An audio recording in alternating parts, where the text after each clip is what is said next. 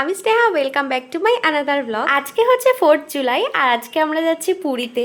এখন তো পৌঁছে গেছি আমরা হাওড়া স্টেশনে। আর সকাল থেকে তো ভালোই ব্যস্ত ছিলাম সবাই। ট্রিপটা খুবই শর্ট ট্রিপ, মাত্র 2 দিনে, তাও তো ব্যস্ততা থাকে। ঘুরতে যাওয়া মানেই তো টুকিটাকি সব দরকারি জিনিস, মেডিসিন গুছিয়ে নিতে হবে। আর যদি কিছু ভুলে যাই তাহলে তো হয়ে গেল সমস্যা। তো এখন যতদূর মনে পড়ছে সবই তো গুছিয়ে নিয়েছি ভালো করে। আর বাড়ি থেকে তো মা বানিয়ে এনেছিল পোলাও আর একটু ফুলকপি আলু কষা। খাওয়া দাওয়ার পরপরই তো ট্রেন চলে আসলো। তো চলো এখনকার মতো এখানেই গুড নাইট, টাটা।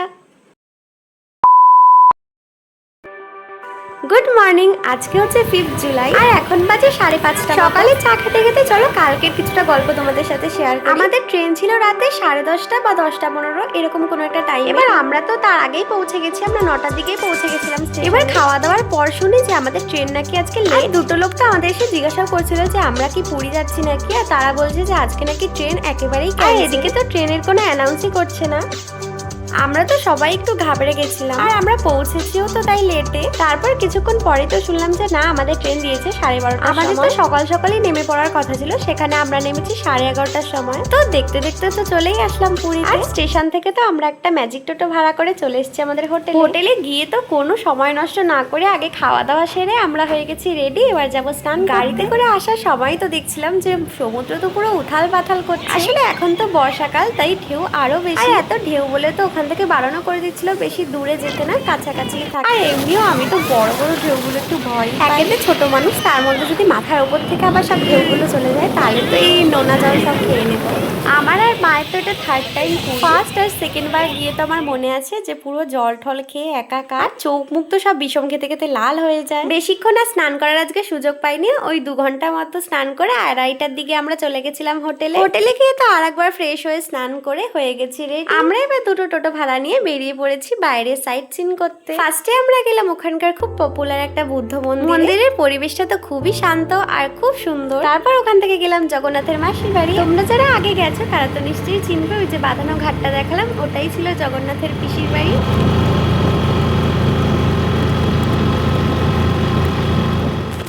রাস্তাটা দেখলে কি সুন্দর না? আর এখন আমরা চলে এসেছি গুপ্ত বৃন্দাবনে। এই গুপ্ত বৃন্দাবনটা ঘুরে দেখতেই আমাদের প্রায় 1.5 থেকে 2 ঘন্টা লাগবে। এটা অনেকটা জায়গা নিয়ে তৈরি আর প্রচুর কিছু ঘুরে ঘুরে দেখা আছে। গুপ্ত বৃন্দাবন আসার আগে তো আমরা আরো একটা মন্দিরে গেছিলাম, কিন্তু ওটার আর ভিডিও নেওয়া হয়নি। সত্যি জায়গাটা এত সুন্দর যে বৃন্দাবন ছাড়া আর কিছু বলা যায় না। আর এরপরে আমরা চলে এসেছি 108 শিবলিঙ্গের মন্দিরে। প্রচুর ভোগ এখানে দেখলাম রান্না হয়, আর গোশালাও তো আছে। প্রচুর কচ্ছপ, মাছ, পাখি তো এখানে ছিল। আমাদের এবারে ট্রিপে তো ছিল প্রায় 10-12 জন মতো। আমি, বাবা, মা, আমার দিদি, বড়দিদি, মেস, আমার মামা, মামি, দিদি সবাই। আমাদের সাইট সিন তো আজকের মতো করা হয়ে গেছে, আর একটু দেরি হয়ে গেল, তাই আমরা একেবারে চলে এসেছি স্বর্গদুয়ারে, মানে এখানকার শ্মশানে। আর এখানে শ্মশানে এখনো তো সেই চুল্লিতেই দাহ করা হয়। শ্মশানে কিছুক্ষণ বসে তো তারপর আমরা চলে আসলাম রাত্রিবেলা একটু বিচে। রাতের সমুদ্র তো আরো বেশি উত্তাল থাকে সব সময়, আর প্রচন্ড পরিমাণে হাওয়া। তারপর তো একটু মার্কেট টার্কেট ঘুরে আমরা চলে গেছিলাম। তো চলো আজকের মতো এখানেই গুড নাইট, আবার দেখা হবে কালকে। Good morning. এখন আমরা সি বিচে তো চলেই এসেছি আর মারাত্মক হাওয়া দিচ্ছে সানরাইজ দেখার জন্য। দেখি কালকে রাতে বৃষ্টি হয়েছে এখানে, আর সূর্যটা ভালোভাবে দেখতে পারি নাকি।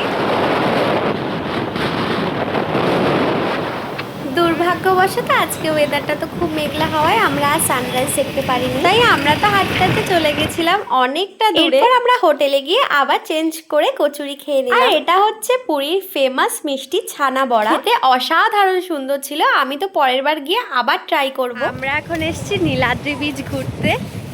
ইনস্টাগ্রামে ভাইরাল হওয়া নীলাদ্রি বিচের সম্পর্কে তো আগে থেকেই জেনে গেছিলাম, আর ঠিক করেই রেখেছিলাম যে একটু সময় বের করে আমরা তো যাবো নীলাদ্রি বিচ। আর বিচটা তো ভীষণ সুন্দর, শান্ত নিরিবিলি একটা বিচ, আর ফটোশুটের জন্য তো পারফেক্ট একেবারে। আর তোমরা কি একটা জিনিস খেয়াল করেছো, ঠিক ঘুরতে যাওয়ার একদিন আগেই মানে 3 তারিখেই আমার কি একটা মুখের মধ্যে হয়ে গেছে, ওটাকে নিয়েই তো আমার সারা জায়গায় ঘুরে বেড়াতে হচ্ছে। আর কি বলতো, সমুদ্রের নোনা জলে না বালি ঠালিগুলো সব লাগছিল, আরো বেশি জ্বালা করছিল ওই জায়গা। আর লাল টকটকে তো হয়ে হয়ে গেছে। নীলাদ্রি বিচ থেকে আমরা ফিরে আবার হোটেলে গিয়ে জামা চেঞ্জ করে চলে এসেছি স্নান করতে। আর পুরীতে যাওয়ার আগেই তো আমি ঠিক করে রেখেছিলাম যে বিচে গিয়ে ওই আর্টটা করব। সেই মতো খুব স্ট্রাগল করে তো করেছি ওটাকে। তারপর তো সমুদ্রে খুব জলে স্নান টান করলাম। আর আজকে তো আমরা সবাই ঢেউতে নাকানি চৌবানি খেয়েছি। আর আজকে আমি যে জামাটা পরেছি এই জামাটা তো আমাকে মানি দিয়েছিল পয়লা বৈশাখে, এটা এখনো নতুন, একেবারেই পরা হয়। দুপুরে তো আজকে একটা ভেজ থালি খেয়েছি আমরা সবাই। তারপর খাওয়া দাওয়া সেরে চলে এসেছি মন্দিরে, যেটা ছাড়া তো পুরী ঘোরা একেবারেই অসম্পূর্ণ। আর